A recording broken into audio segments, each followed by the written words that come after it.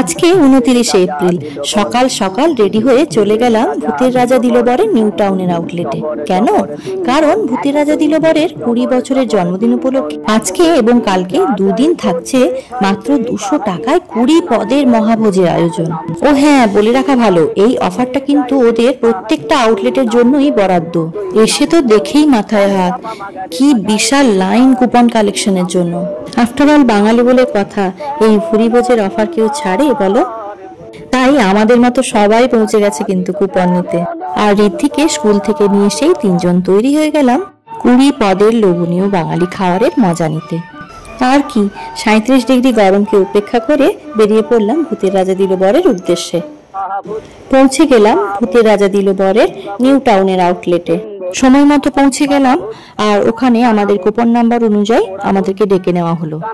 বসে পড়লাম খাবার টেবিলে। সাথে সাথেই পৌঁছে গেল কিউআর কোড।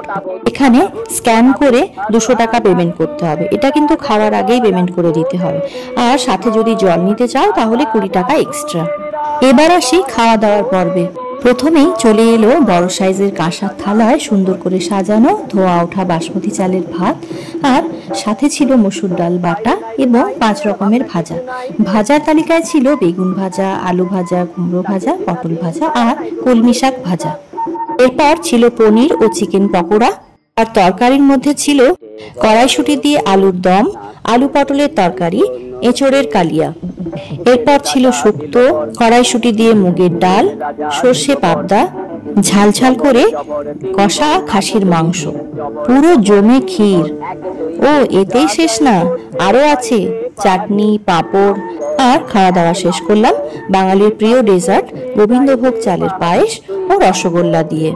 তাহলে আজকে এখানেই শেষ করলাম ভুরি ভোজের পর্ব। চলে আসবো আবার কোনো মিনি ব্লগ নিয়ে তোমাদের জন্য। ততক্ষণের জন্য তোমরা ভালো থেকো, আর হ্যাঁ, চ্যানেলটা সাবস্ক্রাইব করতে কিন্তু ভুলো না একদম।